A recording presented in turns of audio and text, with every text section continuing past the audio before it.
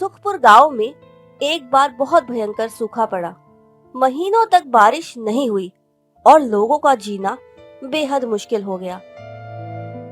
सूखे की वजह से सभी की फसल सूख गई थी और अब तो लोगों के पीने के लिए भी पानी नहीं बचा था। चारों ओर परेशानियों का माहौल था। इस समस्या से निजात पाने के लिए गांव वालों ने पेड़ के नीचे एक सभा आयोजित की। सरपंच जी, ऐसे काम कैसे चलेगा भला? पूरे गांव में एक बूंद भी पानी नहीं है। हमारी फसलें बर्बाद हो गई। पानी की कमी से जानवर भी मर रहे हैं और अब तो हमारे पास पीने के लिए भी पानी की कमी हो रही है। आप ही कुछ बताइए, इस समस्या से कैसे छुटकारा मिल सकता है? देखिए, इस समस्या से निकलने के लिए मैंने सरकार से बात की है, पर मुझे नहीं लगता सरकार इस बारे में गहराई से सोचेगी। इसलिए हम सभी को मिलकर ही इस सूखे से बचने के लिए कोई उपाय करना होगा। यदि आपके पास कोई योजना या हल हो तो बताओ। अगर अच्छा लगा तो हम सब एक साथ इस मुसीबत से निकल जाएंगे। सरपंच जी, मुझे तो लगता है अब इस गांव को छोड़कर कहीं और किसी नदी किनारे दूसरा गांव बसा लेना चाहिए। यहाँ तो जीना मुश्किल है। नहीं भाई, इस गांव को छोड़कर कहीं और गांव बसाना आसान बात नहीं है। वहां पर अपना नया घर बनाना, खेती की जमीन तैयार करना, सब कुछ बहुत मुश्किल होगा। और फिर हमारे पास इतना अनाज भी नहीं है कि जब तक उस गांव में जमीन और फसल तैयार होगी तब तक हम अपना पेट भर पाएंगे। पानी की समस्या तो खत्म हो जाएगी, पर इसके साथ ही खाने की समस्या शुरू हो जाएगी। नहीं नहीं नहीं, ये उपाय हम नहीं कर सकते। कुछ और सोचो। तो फिर एक ही उपाय है, लेकिन ये उससे भी ज्यादा मुश्किल है। सभी लोग इस आदमी का उपाय सुनने को उत्सुक थे। अरे भाई, बताओ तो सही, क्या उपाय है? क्या पता इसे आसान बनाया जा सकता हो। श्यामलाल के पास उसका खुद का कुआं है और उसमें पानी की भी कोई कमी नहीं। पर श्यामलाल अमीर होने के साथ साथ एक नंबर का घमंडी और लालची इंसान है। मुझे नहीं लगता इस मुसीबत में वो किसी के काम आएगा। बात तो तुम्हारी ठीक है, पर फिर भी एक बार हमें उससे बात करनी चाहिए। चलो, हम सब श्यामलाल के घर चलते हैं। फिर सभी गांव वाले सभा से श्यामलाल के घर की ओर चल देते हैं। जब गांव वाले श्यामलाल की हवेली के पास आते हैं तो श्यामलाल का आदमी उन्हें दूर से ही देखकर भागता हुआ श्यामलाल के पास आता है, जो अभी सो रहा होता है। मालिक मालिक मालिक, उठिए, जल्दी उठिए। अरे क्या हुआ? तुझ पर कौन सी आफतान पड़ी जो मुझे उठा रहा है? आपको सोते हुए उठाने के लिए माफी चाहूंगा मालिक, पर अभी तो आपको उठना ही पड़ेगा। सभी गांव वाले एक साथ आपकी हवेली की तरफ ही आ रहे हैं। पता नहीं उनके दिमाग में क्या चल रहा हो। अरे क्या चल रहा होगा? सभी गरीब लोग हैं और मेरे जैसे अमीर आदमी से कुछ मांगने ही आ रहे होंगे। भुक्कड़ कहीं के, भगा देना उन्हें दरवाजे से ही। पर मालिक, उनके साथ सरपंच भी है, मतलब मामला कुछ बड़ा ही है। ये सुनकर श्यामलाल चौंकते हुए उठकर बैठ जाता है। सरपंच भी है? अरे नहीं, गांव में सूखा पड़ा है और जरूर वो लोग मेरे कुएं के पानी के लिए ही मेरे पास आ रहे होंगे। मैं उन्हें अपने कुएं का पानी नहीं दे सकता। ऐसे धर्मात्मा बनूंगा तो मेरे कुएं का पानी भी खत्म हो जाएगा। समझ नहीं आ रहा उन्हें मना कैसे करूं। एक काम कर, जब वो लोग आए तो उन्हें बोल देना कि मालिक बहुत ज्यादा बीमार है। ठीक है मालिक, जैसा आप कहो। फिर नौकर दरवाजे पर चला जाता है और गांव वाले भी आ जाते हैं। अरे सुनो जरा, श्यामलाल को बुला दो, हमें उनसे कुछ बात करनी है। सरपंच जी, मालिक बहुत बीमार हैं और बिस्तर से उठ भी नहीं पा रहे हैं। आप किसी और दिन उनसे मिल लेना।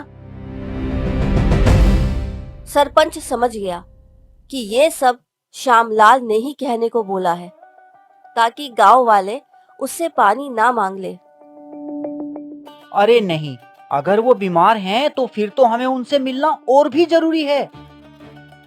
आखिर वो गांव के सबसे अमीर आदमी हैं और उनकी तबीयत का हालचाल लेना हम सभी का फर्ज है। चलो भाइयों, चलो अंदर चलते हैं, क्या पता श्यामलाल जी को हमारी जरूरत हो।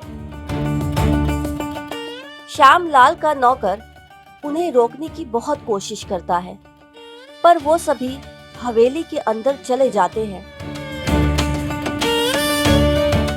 अरे आज सरपंच जी और सारे गांव वाले मेरी हवेली पर, सब कुछ ठीक तो है ना?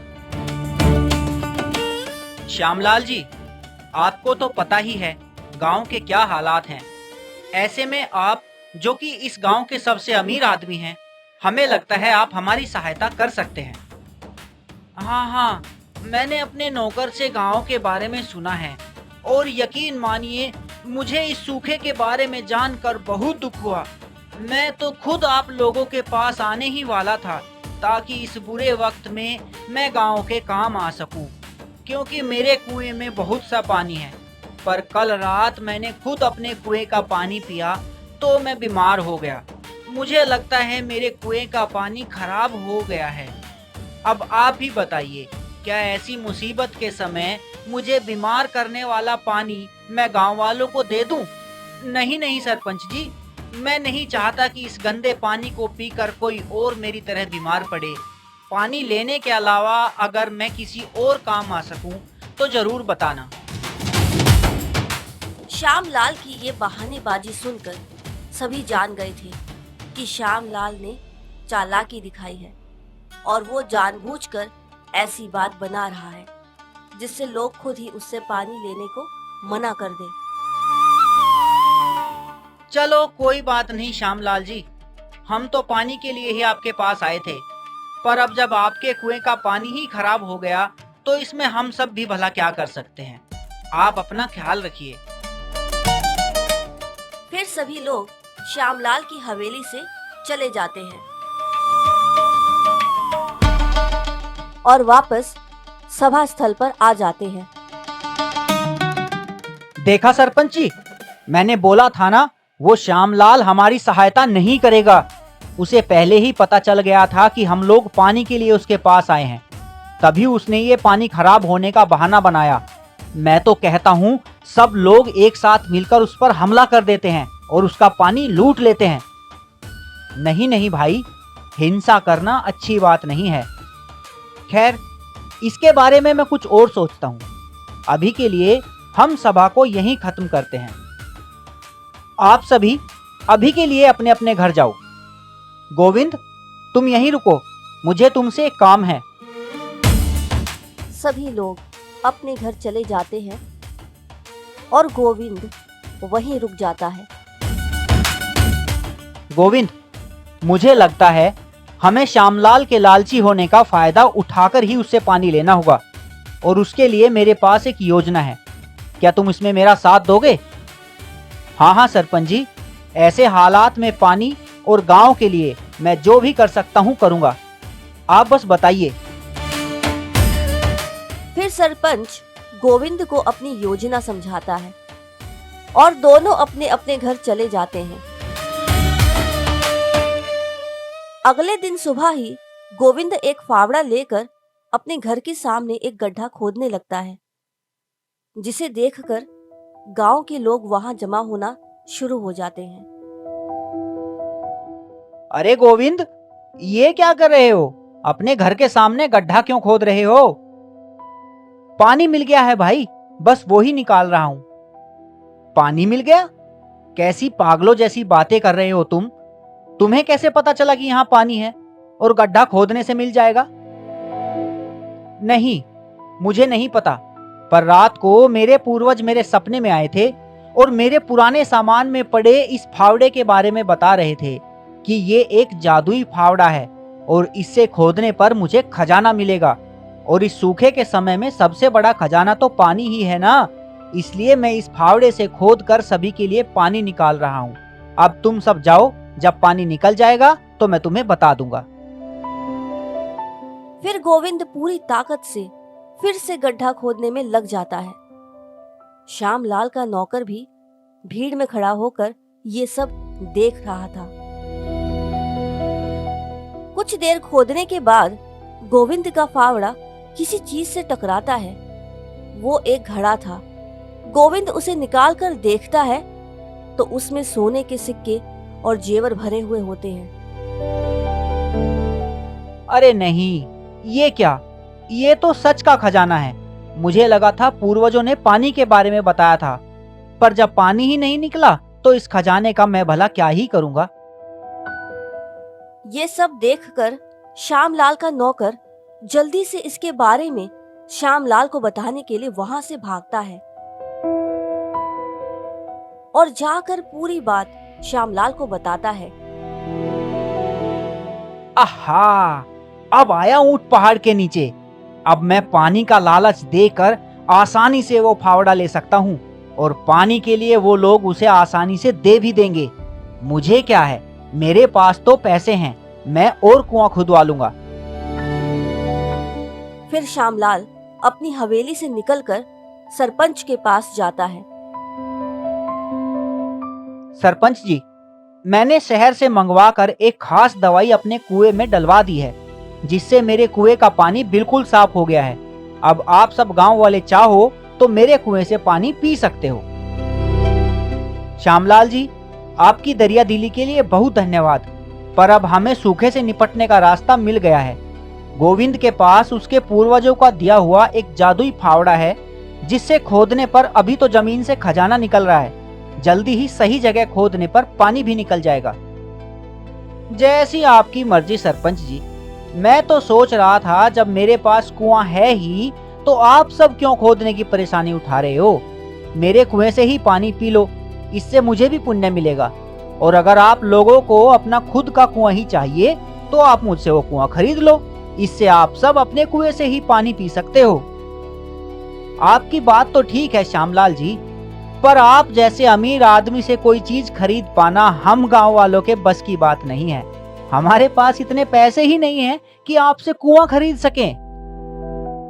अरे अरे सरपंच जी, ये बात बोलकर आप मुझे नीचा दिखा रहे हो। मुझे तो कुआं बेचने या पैसे की कोई जरूरत ही नहीं है। भगवान का दिया हुआ सब कुछ है मेरे पास। मैंने तो बेचने की बात इसलिए बोली ताकि आप लोगों का स्वाभिमान बना रहे और आप सब खुद के कुएं से पानी पी सको। और रही बात कुछ देने की, तो आप चाहो तो मुझे गोविंद का फावड़ा दिला दो। मैं बहुत ही दयालु किस्म का आदमी हूँ, उसी पुराने फावड़े में मान जाऊंगा।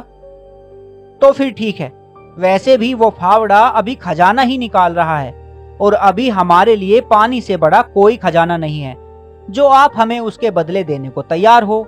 मैं कुएं की खरीदारी के कागजात बनवा लेता हूँ और शाम को आकर हम ये सौदा पूरा करेंगे। फिर श्यामलाल अपने घर चला जाता है। शाम को सरपंच और बाकी गांव वाले गोविंद और फावड़े के साथ श्यामलाल की हवेली पर आते हैं।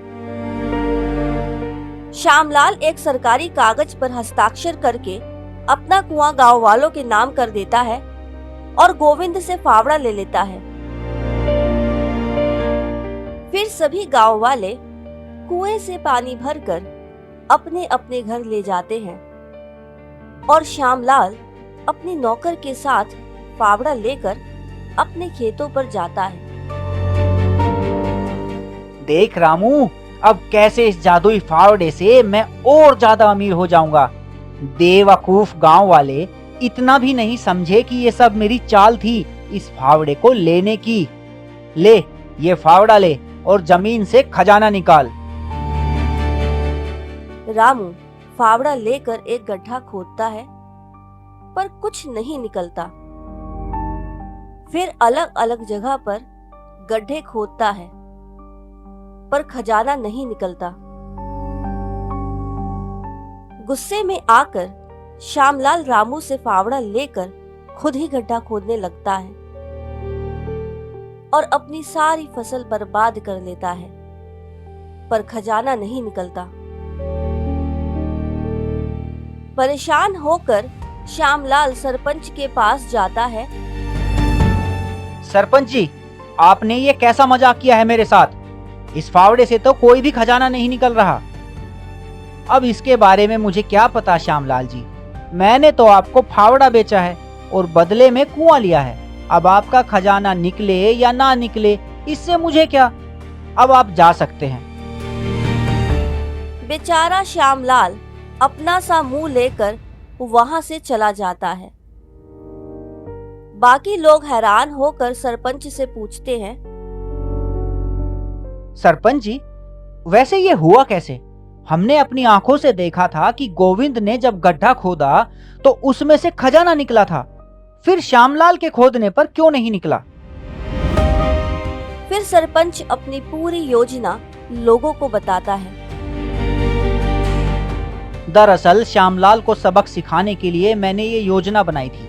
इसके लिए मैंने रात को अपने और गोविंद के घर से कुछ गहने और सिक्के गोविंद के घर के आगे दबा दिए थे, जिन्हें गोविंद ने सुबह होते ही खोद कर निकाल लिया था।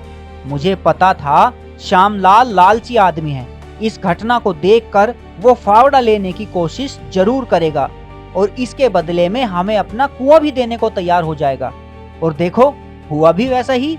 अब मुझे लगता है श्यामलाल को अकल आ गई होगी और गांव वालों की परेशानी भी खत्म हो गई। इसके लिए सभी लोग सरपंच की बुद्धि की प्रशंसा करते हैं।